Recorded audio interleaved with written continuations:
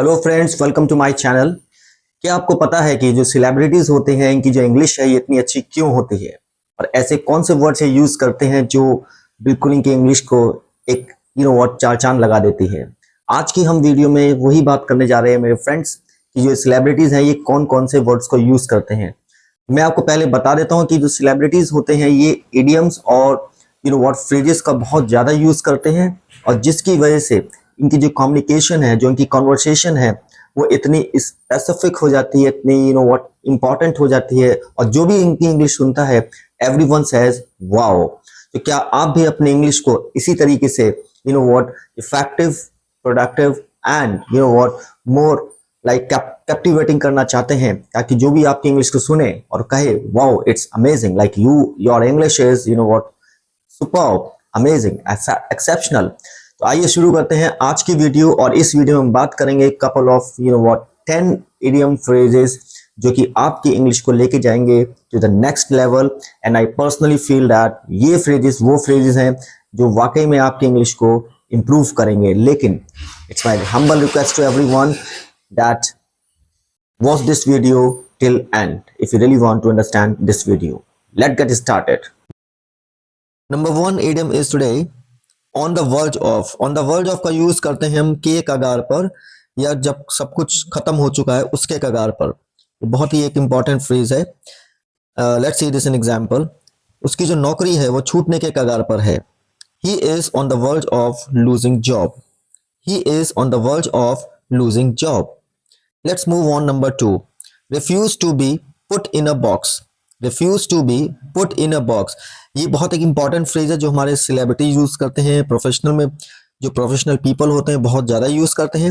Let's see this in example. मैं अपने आप को किसी की सीमाओं में बांधना नहीं चाहता। यदि मुझे कोई चाहता है बांधना तो मैं उसमें नहीं होना चाहता। Let's see this in English. I refuse to be put in a box. I refuse to be put in a box, यानी कि कोई मुझे अपनी सीमाओं में बांधकर नहीं रख सकता। Let's see number 3. I am here to break the mold. I am here to break the mold. इसका यूज कहाँ करते हैं? जब आप कुछ एक नया कुछ करना चाहते हैं और जितने भी ओल्ड माइंडसेट है उसको आप ब्रेक करना चाहते हैं लोगों के, तो आप let's see this in example. मैंने हमेशा वही किया है जो दूसरों से अलग है, क्योंकि मैं बदलाव लाना चाहता हूँ। I have always taken a different path because I am here to break the mold. Number 4 is let the world speak for itself. इसका यूज हम कहाँ करते हैं? इस फ्रेज का यूज करते हैं जब आप कोई भी काम करते हैं और उस काम के लिए आपको ज़्यादा अपना बोस्ट करने की जरूरत नहीं है। आपका हार्ड वर्क ही आपके लिए सब कुछ बोलेगा। It means that you are not suppose to say any big things before you get your success. So let's see this in example. मुझे किसी को अपने आप को प्रूव करने की जरूरत नहीं है। मेरा काम ही मेरा खुद मुझको साबित करेगा। I need not to prove myself to anyone. My work will speak for itself. I need not to prove myself to anyone. My work will speak itself. Next one is I had to reinvent myself. I had to reinvent myself. इसका use हम कब करते हैं? जब आपको ये लगता है कि अब आपको अपने आप को ट्रांसफॉर्म करने की जरूरत है, तो ऐसे सिचुएशन में आप अपने आप को रीइन्वेंट करते हैं, और रीइन्वेंट करने के साथ साथ आपको ये पता चलता है कि आपके जो फ्लॉज हैं, जो मिस्टेक्स हैं, उन पे वर्क ऑन करना है। Let's see this in example. मुझे खुद को अपने आप को बदलना पड़ा क्योंकि ये बहुत जरूरी था। I had to reinvent myself because it was necessary. I had to reinvent myself because it was necessary. Let's move on. Number 5. The grind never stops. The grind never stops. इसका use हम करते हैं जब आप मेहनत जो होती है, जो हार्ड वर्क होता है, वो कभी रुकती नहीं है किसी के लिए। तो आपको keep on you just had better just work on and striving and believing in yourself, क्योंकि there is no shortcut of success. Let's see this an example. सफलता का कोई शॉर्टकट नहीं होता है क्योंकि मेहनत कभी रुकती नहीं है। There is no shortcut to get success because grind never stops. There is no shortcut to get success because grind never stops. Let's move on. Next one. Next one is I stay grounded. I stay grounded. इसका use हम कहाँ करते हैं? ऐसे individuals के लिए, और हम अपने लिए यूज कर सकते हैं। Let's say that अगर आपको एक सक्सेस मिल चुकी है लाइफ में तो आप इट मीन्स दैट ग्राउंडेड रहिए। इट डजंट मीन दैट कि आपको सक्सेस मिलते ही आप what you start getting what in that zone, जैसे जहां पर आपको लगता है बहुत एरोगेंट अपने आप बन रहे हैं और अपने एरोगेंस को शो कर रहे हैं, बोस्ट कर रहे हैं, तो it should not be like that. जो भी आपकी सक्सेस है आपको बिल्कुल ग्राउंडेड रहना है। तो वहां पे ऐसी सिचुएशन में आप इस फ्रेज का यूज करेंगे। और अगर मैं इसको हिंदी में अगर डिफाइन करूं तो जमीन से जुड़ा रहने के लिए इस फ्रेज का यूज करते हैं। मैं हमेशा जमीन से जुड़ा रखने की कोशिश करता हूं, चाहे सफलता कितनी बड़ी क्यों ना हो। No matter how much success I achieve, I stay grounded. No matter how much success I achieve, I stay grounded. Let's move on next one. The next one is step out of my comfort zone. Step out of my comfort zone. इसका use हम कहाँ करते हैं कि कोई भी जो success होती है, अगर आपने कोई टारगेट अपने लिए फिक्स कर रखा है तो वो तब तक आपको नहीं मिल पाएगा जब तक कि आप अपने कंफर्ट जोन से बाहर नहीं आएंगे। इट मीन्स व्हाट कि आपको अपने उस गोल को अचीव करने के लिए hard work with dedication and commitment के साथ आपको उस गोल को अचीव करना है, तो आपको उसके लिए अपने कंफर्ट जोन से बाहर आना ही पड़ेगा। Let's see this in example. आपको अपनी सहूलियत से बाहर आना पड़ेगा यदि आप कुछ लाइफ में अचीव करना चाहते हैं। You will have to step out of your comfort zone if you really want to get something in life. You will have to step out of your comfort zone if you really want to get something in life. Next one is I am not here to play it safe. I am not here to play it safe.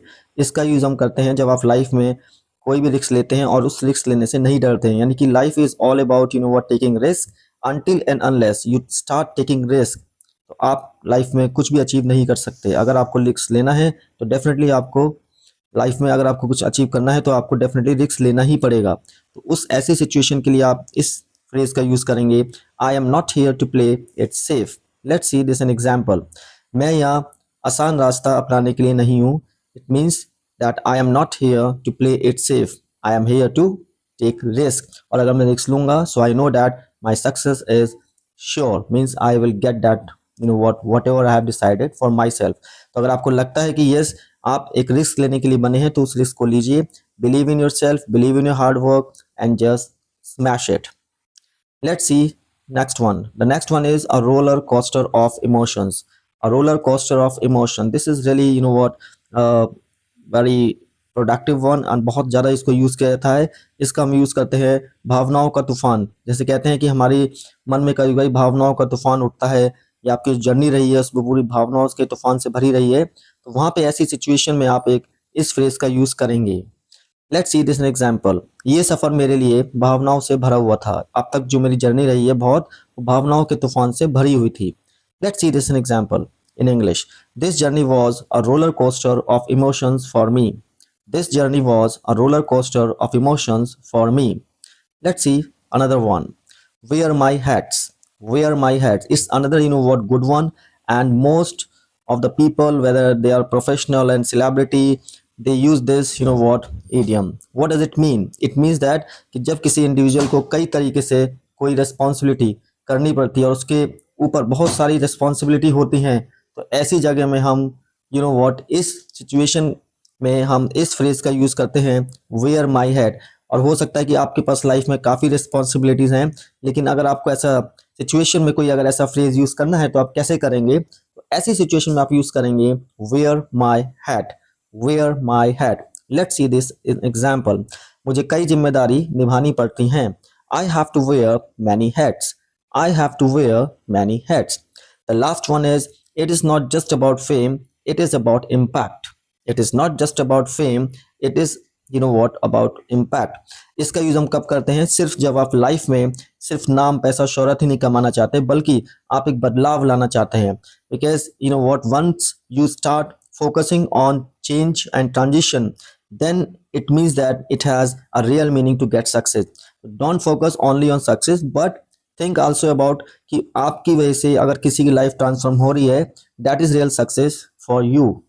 सिर्फ सफलता पाना ही मेरे लिए जरूरी नहीं है, मैं सफलता के साथ साथ एक प्रभाव भी छोड़ना चाहता हूँ। It's not just about what success, it's about like the impact I want to leave on people mind. It's not just about success, it's about the impact that I want to leave on people mind. So friends, these were the 10 idiom phrases which I think personally जो आपको अपनी day to day conversation में use करना है। And I personally feel that अगर आप इन idiom phrases को यूज करते हैं so this will surely and you know what I personally feel that this will take your English to the next level.